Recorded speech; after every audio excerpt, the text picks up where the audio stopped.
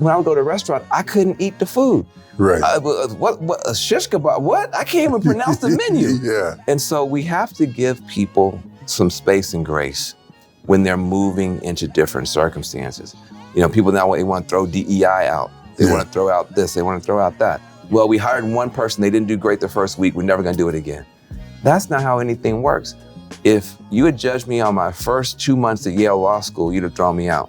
Right. But look at what I've done since then. Hello, I'm TD Jakes, and I want to welcome you to Next Chapter podcast. And boy, am I excited today. I have been waiting to get this guy in the chair. Let me first tell you who he is. Today's guest is a Yale-educated attorney, CNN senior political commentator, correspondent, television host, and one of the nation's most recognizable media personalities. A social entrepreneur and a world-class change maker, he's dedicated his life to justice, progress, and the power of possibilities. And that doesn't even scrape the surface of all the things that this guy does behind the scene. He is an Emmy Award-winning broadcast journalist and producer, a 3-time New York Times best-selling author, I know because I have his books, and a proud father whose work spans politics, civil rights, human rights, and community transformation. Known to millions as the voice of reason, please help me welcome Van Jones. I want to thank you for taking the time to come. How are you doing today? Look, I'm doing really well. I don't know when people will listen to this, but we just had an amazing 3 days with John Hope Bryant. Yes. And Operation Hope and the Hope Global Forum. And, you know, unfortunately in my job, we give people a lot of bad news. Yeah. If something's negative, we have to let you know about it because that way you can protect your family. But we miss a lot of good news. Yeah. There are good people doing good, hard work. There are African Americans in particular who are rising up into positions and doing a great job. Yeah. And I spent 3 days listening to those voices, so I feel great. And I love John Hope Bryant. He coalesced some of the brightest minds around the country to solve some of the biggest problems. Yes. And I think it's very exciting. And the reason I like to come and be a part of this meeting is because there's food here. You know, when there's an old saying, if you put the bread out, the birds will come. That's right. A lot of times people are trying to get you to come to an empty onion bag. You know, Which nobody wants. Even the rats don't want it. The rats don't want it. But he has it loaded full of bread, and we have been together having a good time. This is a continuation of what we have been talking about, and we would never finish. Van Jones and I could talk for a year and not cover all the things that I know that he's doing, that you might not know that he's doing to change the world. He is a world-changing, thinking person and not afraid to climb the mountain all the way to the top and the next one when he gets there. Chapter 1, Speaking the Same Language.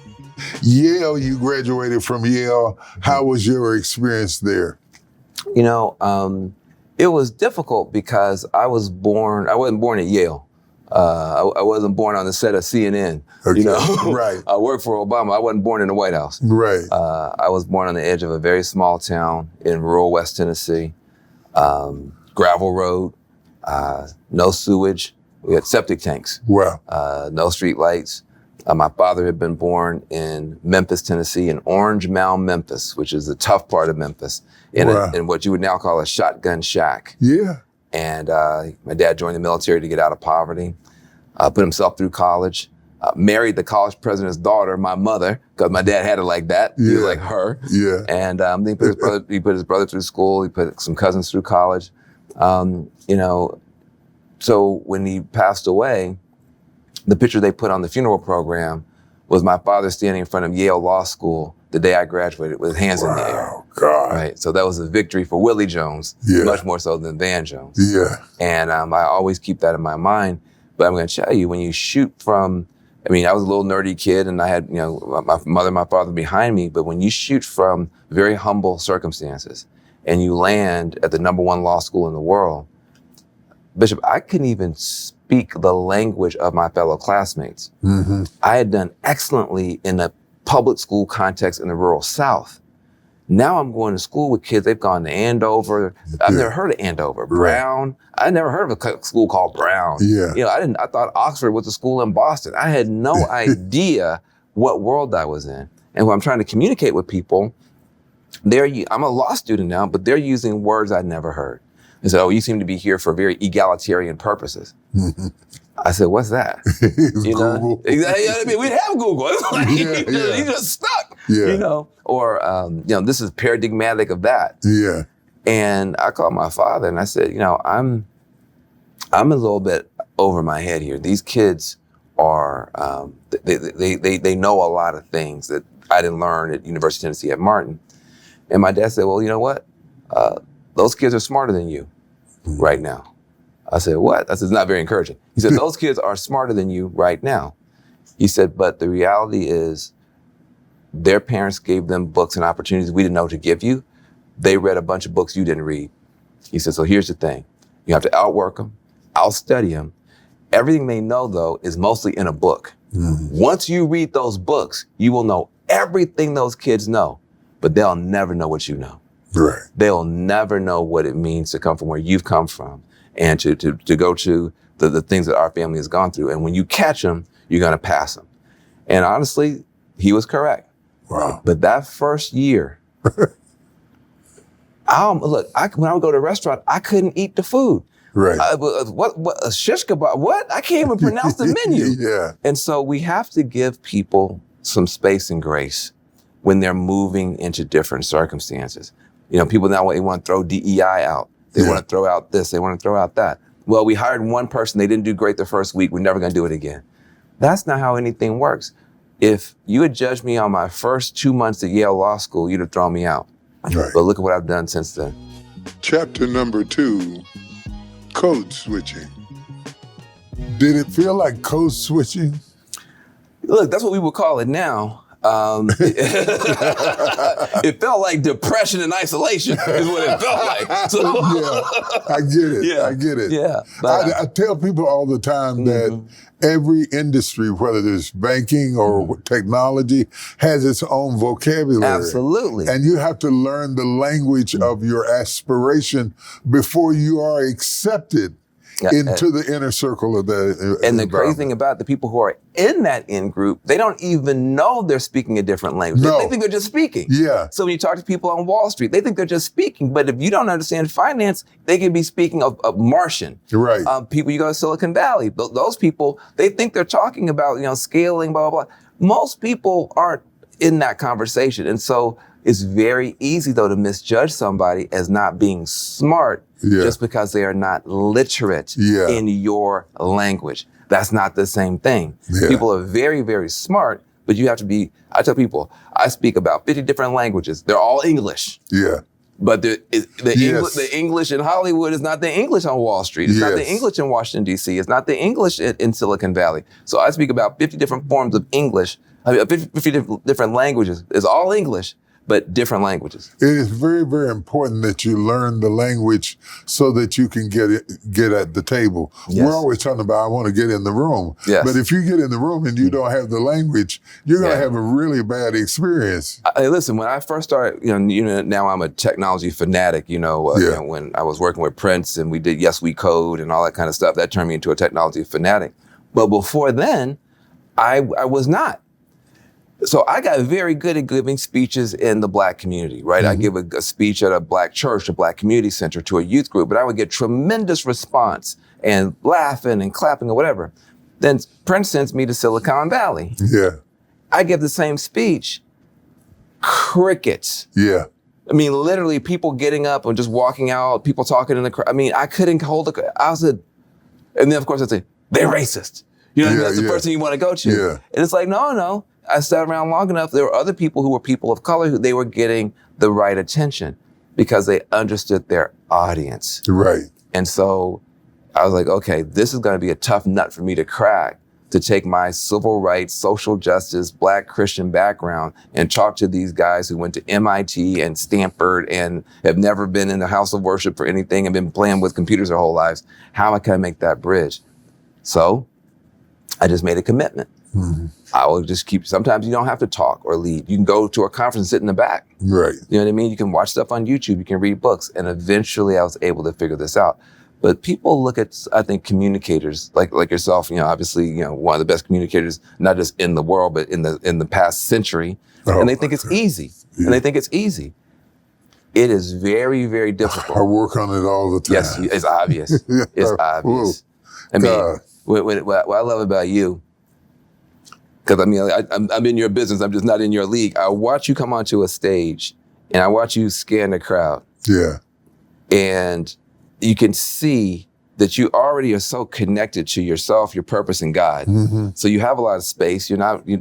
But you make little slight adjustments. You'll say something, you'll notice something over there, and you'll add a joke over here. Mm-hmm. And then you pull in this crowd. I was like, this man it's like an orchestra. You got the whole crowd is like an orchestra that you're able to, that level of talent and skill is something that it takes a lifetime to get you. You know what's funny about that sort of thing? Mm-hmm. If that is true, I didn't even know it.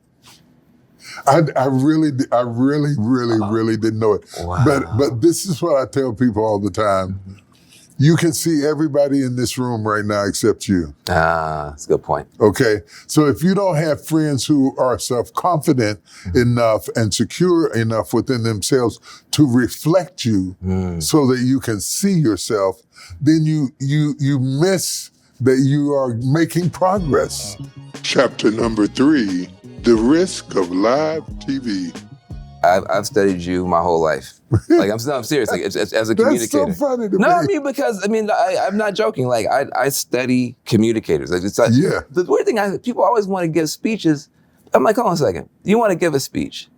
How many speeches do you listen to? Yeah, right. Right? Like if you're a musician and never listen to music, you probably suck as a musician. Yeah. But people want to give speeches, and the only speech they want to hear is themselves. I listen to everybody from comedians to politicians to the news, everybody, presidents, everybody. Look, to me, it's like there's 5 people that stand in front of a crowd with only a microphone and no band and no DJ. Right. Preachers. Yeah. Teachers. Right. Politicians. Yes. Stand-up comedians. Yes. And slam poets. Yeah.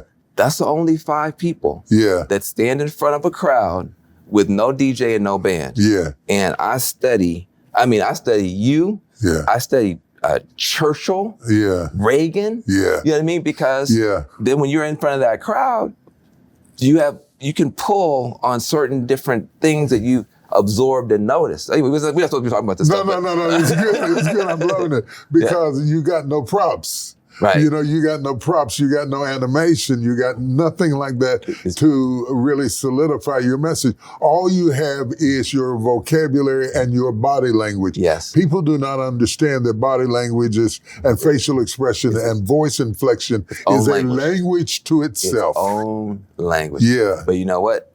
Humans have been doing this for 10,000 years. Right. Campfire, someone stands up and talks. Right. It's the most ancient art. And it's never been perfected. I've never given a speech, I'm sure you never have, where there wasn't one thing you would have made adjustments to. Right. And that's the tough thing about me being on live television. I'm on TV for a living. Yeah. I say something, everybody gets mad. I wish I hadn't said it, but I said it. What people forget is, if you send somebody a text message, you can unsend it, right, edit it, right, delete it. Yeah. I can't do that.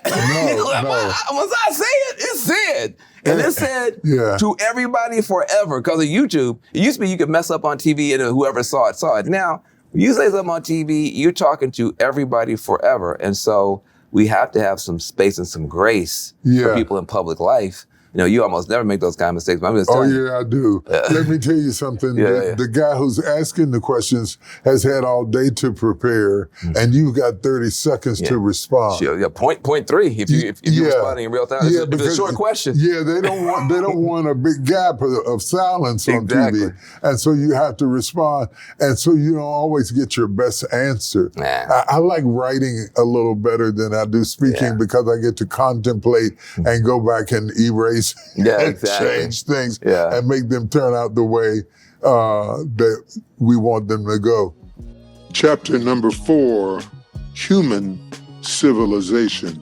Where do you think we are going, when you start talking about technology, when you start talking about currency, the change of currency that we're seeing right now, we went from bartering, to gold and silver to cash, which is, cash is a very interesting thing.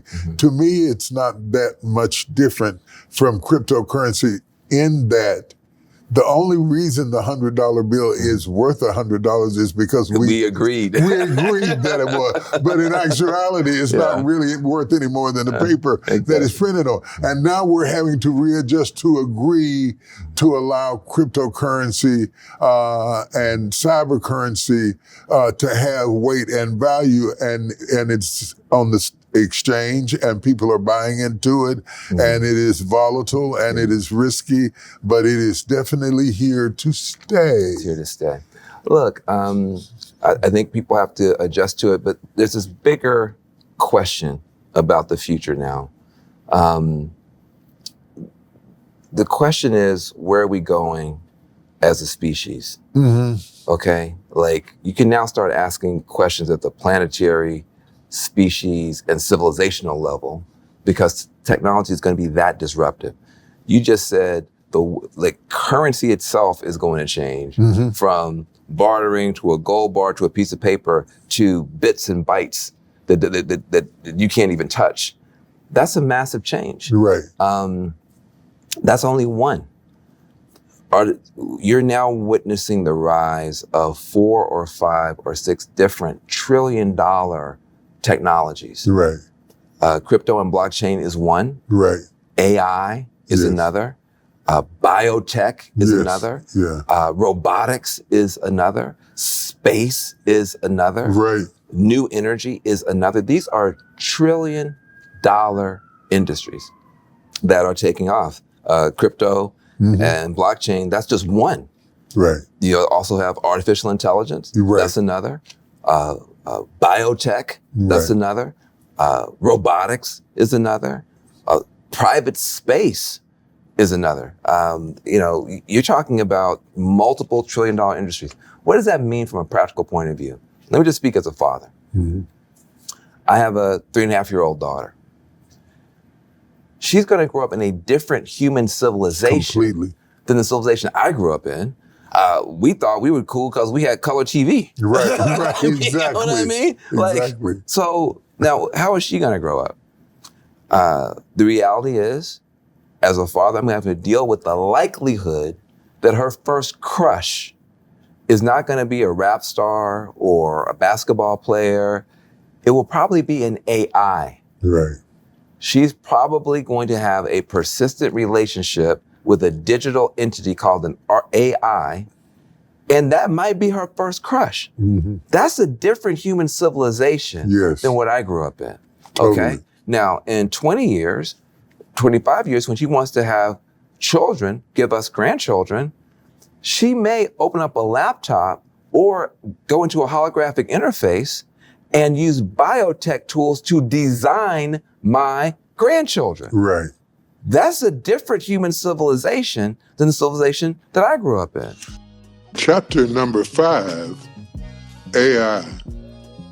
When you look at the zoological society and the chain of development of the animal kingdom, the better functioning the brain, the more power the entity has. Yes. And we have been at the top of the food chain. Yes. Because you don't see ants building cars. You don't see beavers flying jets. We've done a lot with what we had, most of which, incidentally, has been over the last 300 years. Yes. You know, the first 1,000 or so years. Pretty flat. Pretty flat. And then all of a sudden we soared up and we went up until finally we have become so creative that we've created something that may be smarter than we are. Yes. How do you think we hope to be at the top of the food chain when we have created our own opponent? Yes. Well, listen, you get into some heavy territory now, and I love it. First of all, let's be clear that from a Black perspective, AI is the 4th intelligence. Okay? Let's get ourselves grounded again. The first intelligence is God, the creator of all things. And so that gives you a sense of a mystery bigger than artificial intelligence. Yes. The intelligence that created the universe. Right. That's the first intelligence. Then you have the second intelligence that's called the natural world, nature. Before we got here, you had oceans full of intelligent beings. You have forests and ecosystems. So nature itself is a second form of intelligence. Biological intelligence, but not human. Then it gives rise to us humans. Now, we think we're pretty smart and pretty special, human and organic. Now, we've given rise to the fourth, non-human, non-biological intelligence. That's new. Now, you ask yourself the question, how will that intelligence treat us? Exactly. How will this intelligence treat us? Well, ask the question. How did our intelligence treat nature? Right. Did we treat nature with respect and love? Or did we burn it to the ground? Right. Okay. How did we treat God? Have we been reverent toward God, or have we decided that we're going to be atheists and secular and we don't care about God? Well, if the intelligence that's creating the next one didn't respect the intelligence that gave rise to it, then we're in trouble. But guess what? All human beings are not on the burn the planet down pathway and disrespect creator pathway. There are other forms of human intelligence that have not yet gotten our hands on AI. Right. There's ancient intelligence. There's ancestral intelligence.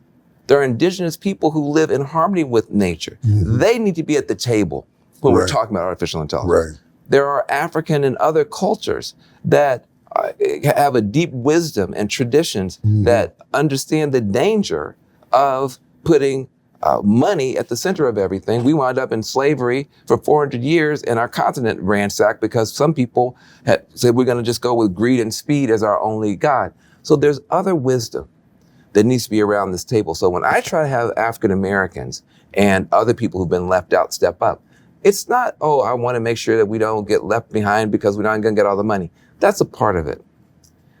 This new intelligence needs us. It needs our wisdom. It needs our perspective. It needs our guidance. And it needs people who come from wisdom traditions that don't worship greed and speed. And so it's not just hurting African Americans or Native Americans or Latinos or poor folk when we don't participate economically. It's hurting the world historically. This is a huge opportunity. If you're going to have a new human civilization, here's the only question. Is it going to be human and is it going to be civilized? Is it going to be human, this new civilization, and is it going to be civilized? And if it's going to be human, who's going to keep it human? Where are the women? Right? Where are the people who deeply cherish humanity in these conversations? When you see them missing, that's a danger sign. And who's going to keep it civilized? We have a misperception that Black folks were savages and had to be civilized by Europeans. That's one story. That's a cute story. There's another story to tell, which is that you have to be pretty uncivilized to enslave people. And you have to be pretty civilized to endure slavery and still come forward with a better humanity and a theology that will give you out of slavery a Dr. King, out of slavery a Beyonce, out of slavery beauty, out of slavery genius, out of slavery jazz, out of slavery the blues, out of slavery gospel, out of slavery hip hop. So who's civilized who? Right. You see, if you want to have that conversation. So I think this conversation about technology needs to be reframed. It's a conversation about the human future. And in that conversation, everybody has a place at the table. My concern, you said so much that I'm going to go back and try to remember. When you start talking about the zoological kingdom and intellectualism being superior to human intelligence, I question why do you think that? What is it in about the wild, the zoological kingdom that causes you to think that they would be superior to human intelligence? Because in my view, we domesticated animals. We got horses to ride on. We captured them for food. We put them in zoos. And, we did all of that. So if they were that smart, they would have escaped us. I think from the divine, which I certainly think is omniscient. Then we get down to we were created in his likeness and in his image would be us. And then he says, have dominion over the earth and all that works therein. I would put them on the third level. I'm wondering why you put them on the second. Well, I think that you can stack it many different ways. I think the most important thing I could say is that from the intellectual capability, just on that side, the AIs will have more intellectual capability than humans. That's true. That will happen. That's inevitable. You can just see the curve. The question is, while we still have the opportunity to program what they think their goals are. See, just having the capability to read 1,000 books in a second, that doesn't make you dangerous or helpful.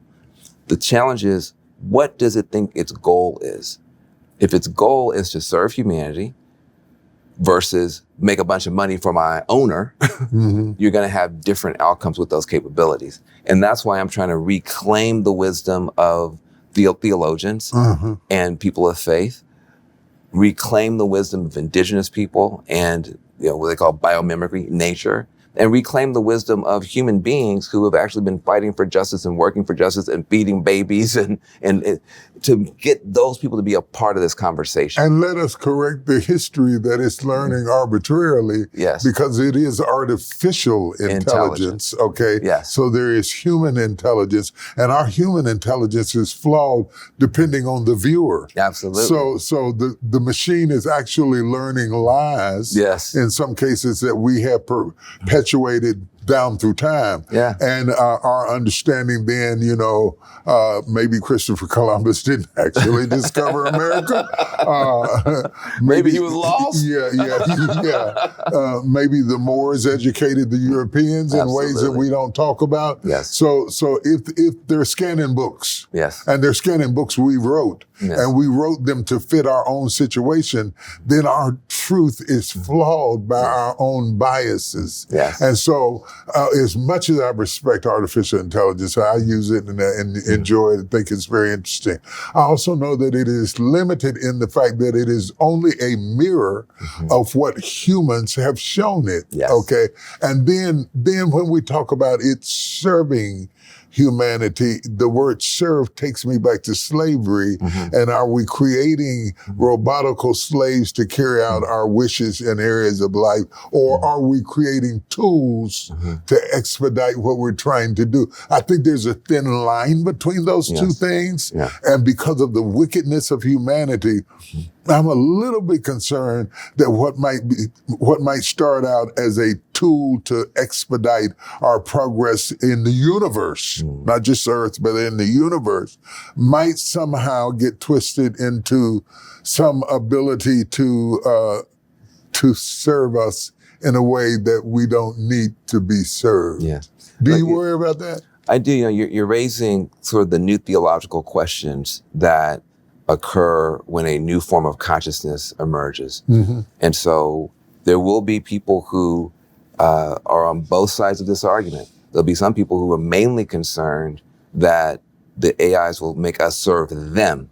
Those people will be concerned about a domination challenge. And they would say the AIs are already domesticating humans.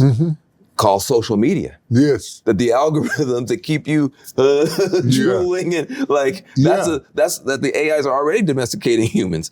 And so, and the algorithms are already domesticating humans. And so those people are going to have one response. They'll see, honestly, in AI, a satanic presence, and they will move accordingly. But there'll be other people who will be concerned, well, hold on a second. If a new form of consciousness has emerged, are we abusing it? Are we actually, are we creating, as you said, another slave class? These are the kinds of conversations our children and our grandchildren will be having. And the most important thing to me is that we not be late to the discussion. This is why, look, you're having this podcast, and you're bringing all kind of people in here. You're bringing people who know the cutting edge of entertainment, the cutting edge of law, the cutting edge of politics, now the cutting edge of technology. These conversations should be had. And, I just appreciate, I don't get a chance to talk about this stuff on CNN. Right. Like by the time we get finished talking about the news of the day and selling ads, I got to go back in my Uber and go back home. And I have so many things on my heart and my mind to say. And, you creating this type of a platform, I think that people rise to the level of the conversations that leaders like you allow.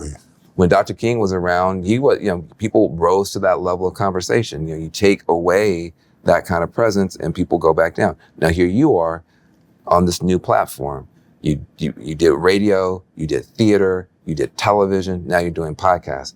I just appreciate having a chance to talk about this stuff. I think it's wonderful. One of the reasons I'm doing it is because I couldn't do it from the pulpit. Yes. And I think there are very current issues that we need to grapple with. Mm-hmm. I think we need to grapple with the fact that artificial intelligence is having communication that we did not initiate amongst ourselves and making decisions and protecting itself. Yes. Which means it is more than a machine. Yes. It has a will. It has an attitude. It makes decisions on its own. All of that makes me uncomfortable. The fact that we have not come up with laws to regulate the most simple forms of the World Wide Web. Yes. We're so far behind now in guardrails that give some stipulations as to what is and is not allowed.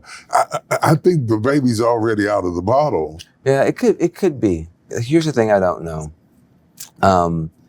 I can't see everything that's relevant when it comes to technology. I'm from an era where what was most relevant was politics.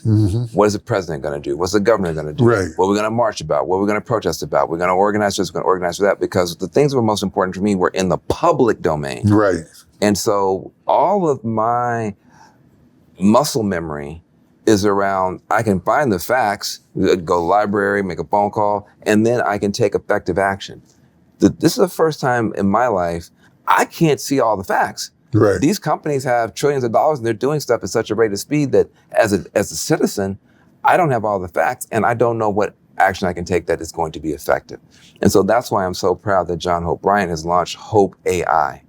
He is taking such a powerful role in saying, look, I'm not going to allow the AI companies to run off this way and have our communities just sink into depression. He launched something called Hope AI, where he's getting the Boys and Girls Clubs, all these different groups that have reached into our communities, but they don't know the information yet. And he's been reaching out to the technology companies, says, we've got to come to the table. And I think what you're going to see through Hope AI and John Hope Bryant is an empowering of our folks at the community level to understand what's going on and then to begin to talk. Out of that, something will emerge. We are pre-something. There's something that will emerge. You have too many parents that are looking at these devices and watching what's happening to their children. They don't like the depression. They don't like the body dysmorphia. They don't like the fact that if you try and take the thing away, the child cries and screams, acts like a crazy person. They are going to have their voice. There are too many people that don't like the fact that you have Russia and China and Iran all up in our elections through these devices and nobody's saying anything about it. They will be heard. So right now, it looks like it's all machines up here and the people just down here. That won't last. Something will rise up. And then we'll be talking about the movement now that's rising up to get AI under control, to get social media out of the hands of babies, to do these things, and then we'll have something to talk about. But right now, we're in the shock and awe of this new technology. And it's happening so fast. Happening fast. And so rapidly. I am not against AI. I want to be sure that I clear that up. I would be dead if it wasn't for AI. I had a heart attack. It was artificial intelligence that went in through my vein all the way up to my heart and healed my heart. Wow. And put 2 stents in my heart. And I don't have a scratch on my chest anywhere. Whereas used to be they would have to break my rib cage and take the heart out and do all of that. None of that. I left there with a Band-Aid over my wrist. So it can definitely be used for good. It can definitely be used to expedite cures for diseases and all sorts of positive, wonderful things.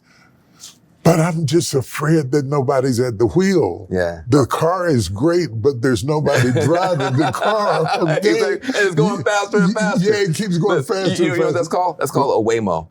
That's how they actually driverless cars. They don't have nobody at the wheel. But look, I agree with you. My concern is a society that all data, no wisdom. You're right. Right. All data, no wisdom. Yeah. That's a big deal.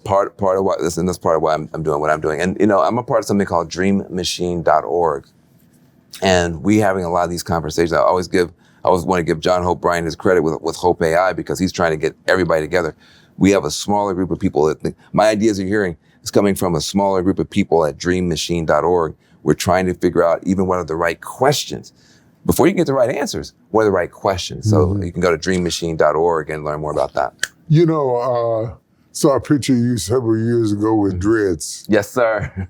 Okay. Yes. How much did you cut them because you were tired of them? Yeah. Or did you cut them because it was required to be taken seriously?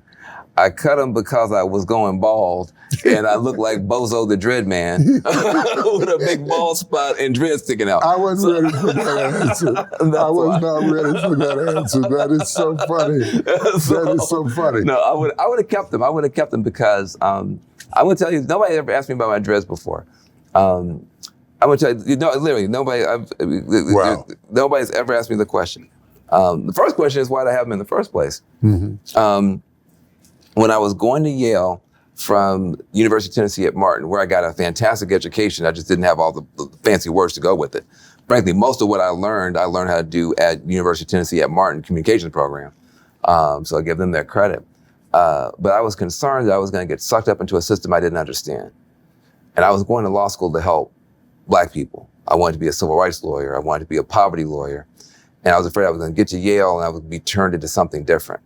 This is 1990. So I grew my hair out that summer. And before I went, I twisted my hair into dreads because I said to myself, the corporations will not take me, and this was in 1990, as a young Black dude with dreads. It's a complete no-fly zone.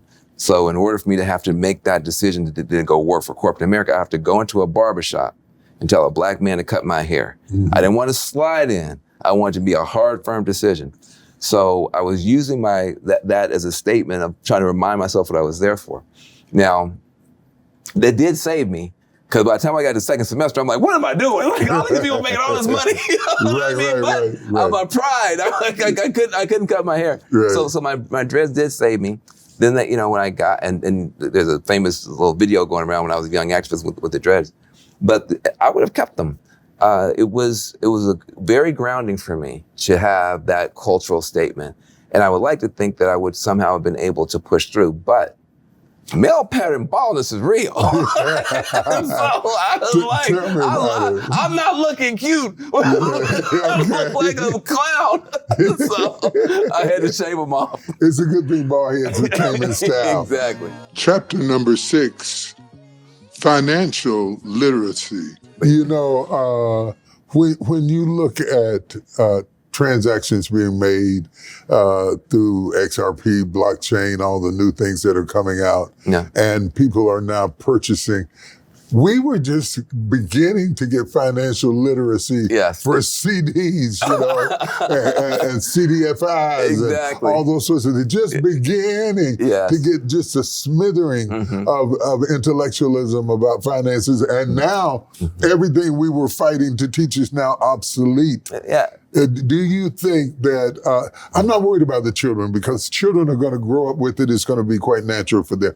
But for those of us who are in the middle of our lives, it's kind of hard to teach a new dog new tricks. And not knowing those tricks may affect whether I can buy my own home, whether I can buy my own car, whether I can leverage the income from the insurance, universal insurance, to get capital. The ways of handling resources have completely changed. And I don't know that I'm seeing a lot of people out here who are really talking about financial literacy as it is today, which is changing week to week. Yes, but see, you're more cutting edge than you realize. I mean, so the best way to think about it is a new financial class. It's a new class. Approach it with caution and interest. You're correct that some of the ways that even the old stuff goes is going to go faster. AI is going to be used, I hope, frankly, to speed up some of the decision making and clarify stuff. But fundamentally, when you're talking about crypto assets, don't go crazy. You want your stocks, you want your bonds, you want your cash savings, you want your real estate, you want your enterprise, your equity advising, and you want some crypto assets. Mm-hmm. Don't go nuts and put everything into any one asset class. Don't you worry about me. I mean, just, so, and then just like, it took us a minute to learn the real estate game. It took us a minute to learn the equity game. It'll take a minute, but most people are, you talk to a lot of early adopters just because you run with circles of people who are at the bleeding edge of everything. Mm-hmm. It takes a while for the train to pass for every car on the train to pass this station. Mm-hmm. And there's time. And look, some of these things will prove to be helpful and some will prove to be scams. Right. Some will prove to be well-designed, some will prove to be poorly designed and poorly considered. I think as long as people are putting a toe in, get a Coinbase account or whatever, and just begin to experiment, listen to a few podcasts, then soon this will just be another part of a well-managed portfolio. I don't think in the near term, talking about the next 3, 4, 5 years, in the near term, it's going to overrun everything and we're all going to be left out. I hear people saying that. I just don't see it that way. I think that it's very, very important that we have these kinds of conversations and begin to start the dialogue and to plant the seed into the minds of people. That's very, very important. Whether you're talking about estate planning, whether you're talking about whether you set up a trust or not. Many of our celebrities don't even have a will. Yeah, Prince, my beloved Prince, he died without a will and turned into a big disaster. Here's the only scenario, since I can't get away with nothing with you. Here's the only scenario that I think is worth pondering. If the actions of the president continue to risk debasing the dollar, such that countries say this is too crazy, and I'm no longer going to have the dollar be the world reserve currency. Now you're starting to be in a different scenario. Let me just explain what that would be.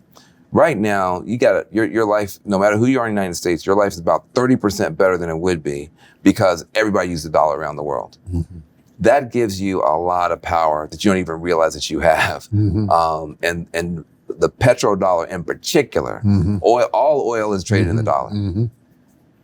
If at some point the world gets tired of these tariffs and these sanctions and these tariffs and these sanctions, says, you know what, this is just too much. We're now going to switch to Bitcoin, or we're going to switch to the Chinese yuan. You then pull the rug out from under about 30% of your value. And you thought you had $100, now you got 70. That's basically what it would functionally work out to for you. I'm talking back in the envelope, just barbershop talk. Some people are very concerned about that scenario, and they're seeing Bitcoin as a hedge. Now, you need to talk to your financial advisor about that. I think that scenario is more likely than it should be, but still highly unlikely. But you do have to, before you never have to worry about the dollar. Of course, the dollar is going to be the world reserve currency. What else would be the world reserve currency? There is a world where Bitcoin becomes the world reserve currency, and people who have their money denominated in Bitcoin become a lot richer, and if your money's in dollars, you become a lot poorer. That's a scenario that's driving a lot of this conversation, but I think it's somewhat alarmist. I don't think anybody should make any serious decisions without talking to their financial advisor. So you think that a lot of the countries that are getting away from using the dollar as a baseline are going to flood They could go Bitcoin. They're probably not going to go Euro. They could go BRICS. The BRICS. This is the scenario. That you already have the BRICS, which is Brazil, Russia, India, China, and South Africa, that already do not like what's happening with the dollar. They've been building for a while. They just added a bunch of other countries. At some point, they will make a move. Yes. But the question is, the only thing holding them back is they would love to leave the dollar, but they don't know where to go to. Right. So is it going to be the Chinese yuan? What's it going to be? So the only thing holding up most of the world from leaving the dollar is they ain't got no place to go. The same reason your 13-year-old hasn't moved out yet. They have no house to move into. Right. That's basically where. But at some point they become 18, they can get their own house. I'm definitely no expert on this subject. I'm just asking you questions. Yep. If the market floods back with all of those dollars that other countries are giving back because they have found some way around the process, will that further sink the value of the dollar? Because the dollar is already sinking in value below what it's ever been in my lifetime. Look, I mean, you see what's happening. I mean, you see the inflation, you see the turbulence, so but that's just a reason for people. So what saves us? Is there is it the president? Is it Congress?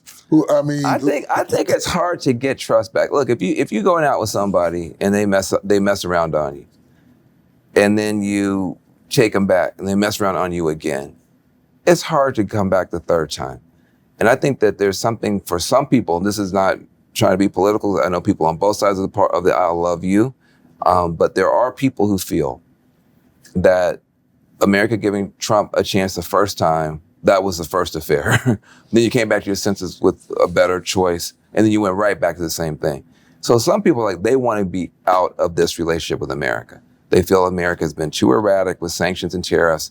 They don't think that we've been a good steward of the global, the world currency, and they want to be out. And you can say they're right or they're wrong, but that is a sentiment I hear growing around the world. And so if you get a new president or the president changes his mind and you get a new Congress, it still may be a decade before people say, okay, I can now trust that this is not going to become a roller coaster for me. Look, you know our worst enemy in the world right now? Canada. We never had no problem with Canada. Right. They won't even come and visit the United States now. They're so mad about the tariffs.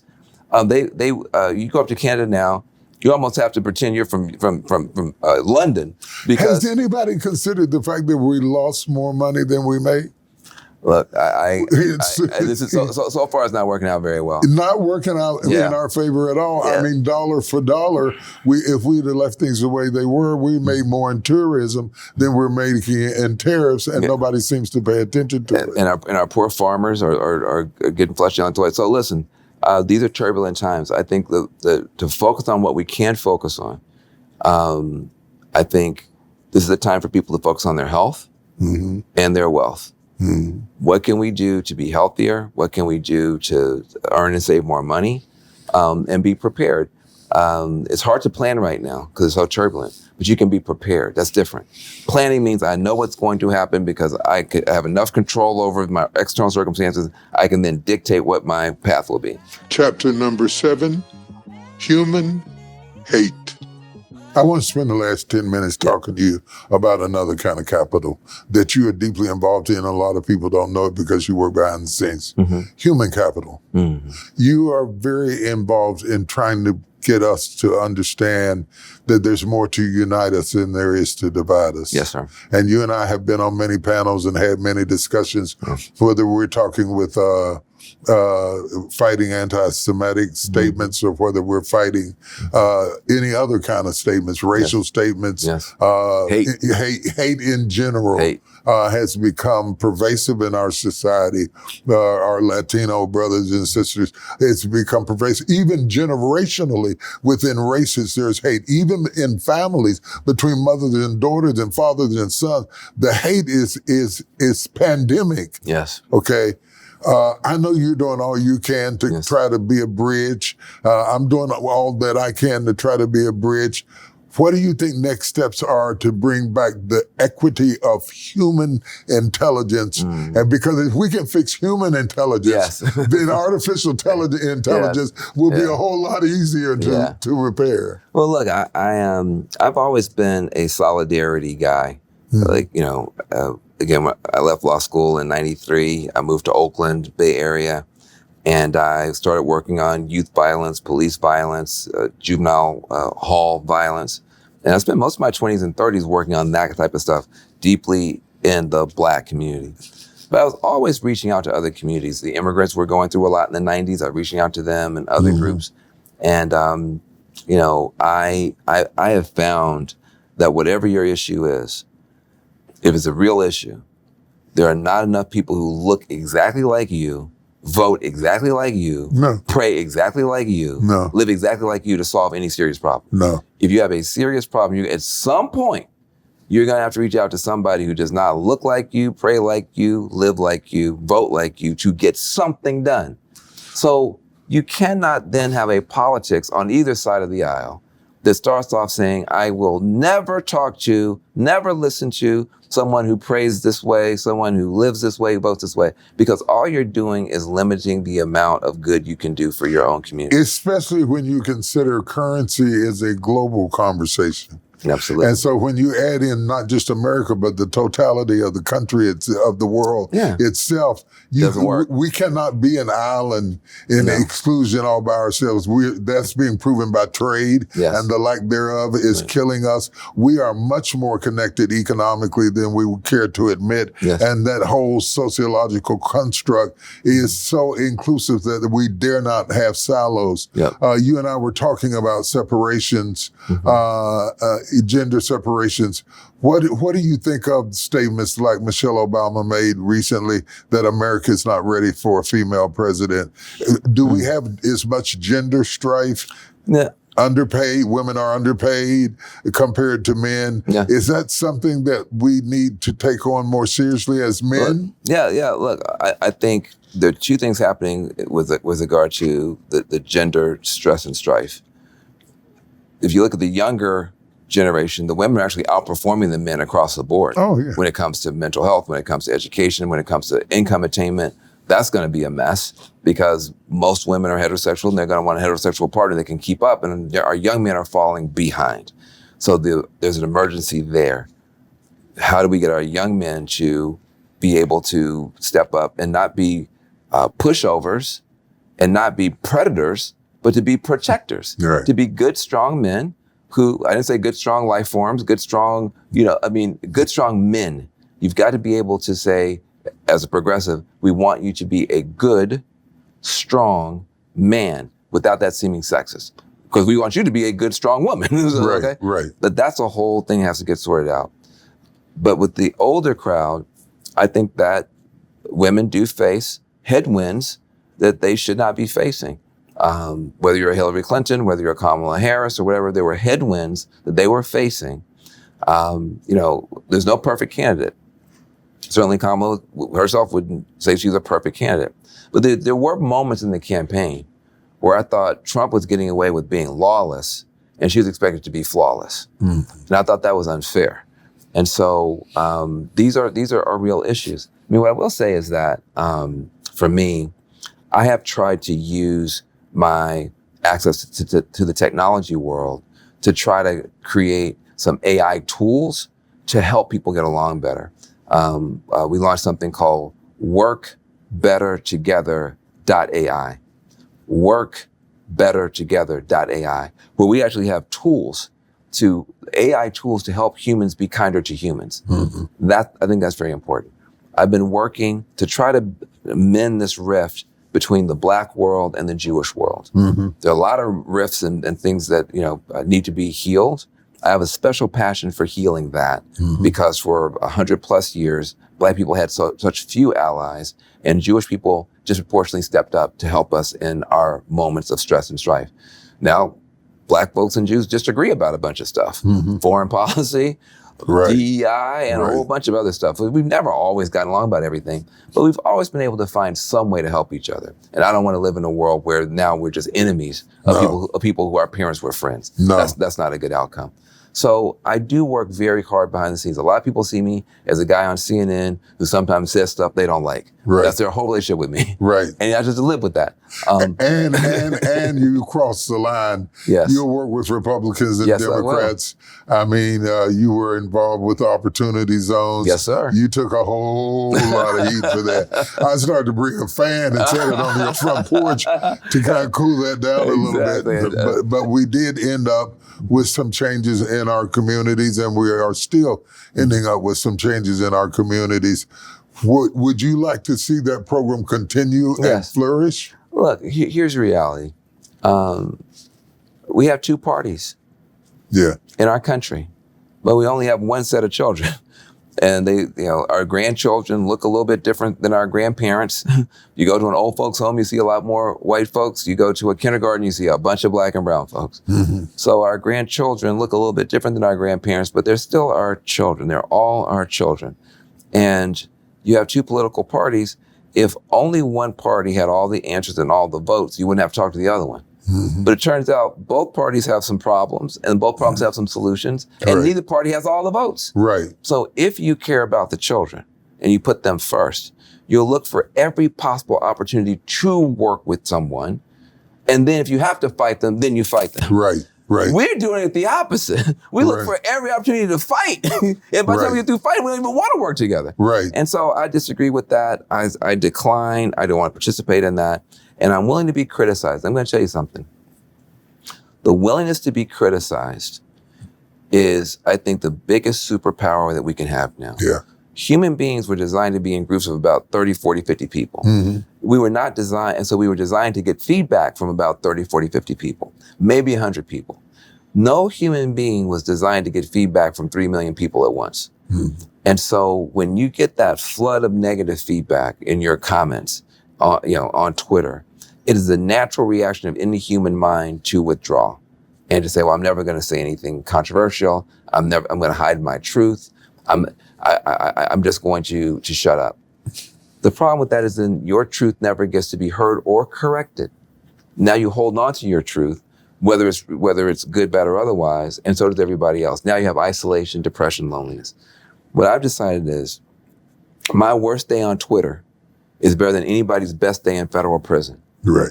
My worst day on Twitter is better than anybody's best day on a Native American reservation or in a housing project.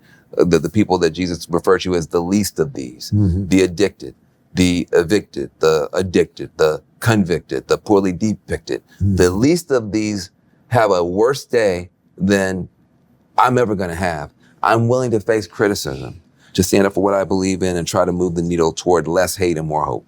They're giving me a signal. I got to wrap up. Yes, sir. I want to ask you one final question. Two groups that we didn't talk about that I think need discussion and very seldom hit the radar is we have more baby boomers living now than we've ever had in the history of the world. So as we do all of this planning for the future, we have to plan for a family unit that's going to look a lot different. Yes. It's going to have multiple generations. So if you want to be successful in business, either open a senior living complex or a nursery. Yes. Okay. Either one of them are flourishing better than the other one. And do we include a strategy for both? Because we can't put grandpa on the front porch anymore. Yeah. Look, I think that part of the challenge we have right now is that we have 5 generations now in the workforce. That's never happened before. We have the boomers, the Xers, the millennials, the Z, and now Alpha starting to poke their little heads up there when they become influencers. They have jobs. So hold on a second. This is we've never had to manage that as a species before.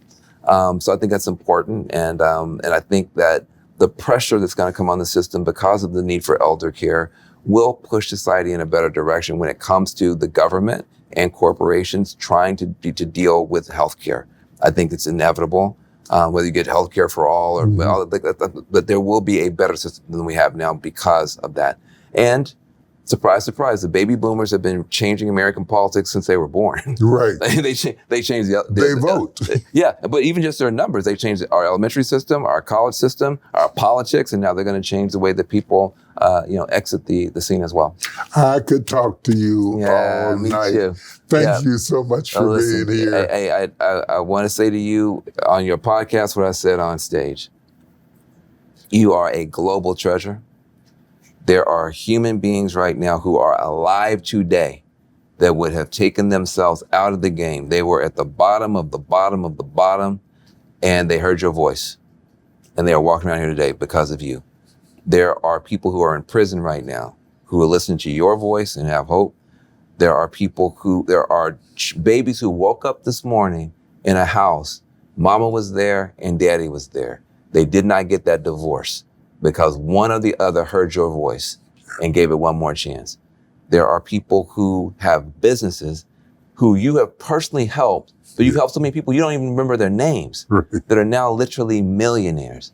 There are very few people in the world who have done as much good as you have done with a human voice. Like you said, you're not out there tap dancing, twirling fire hoses and whatever, just literally your voice.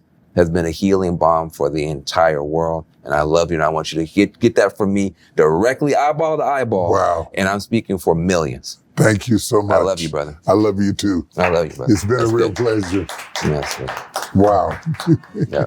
Hey, everybody, I want to take this time to thank you for watching the Next Chapter podcast.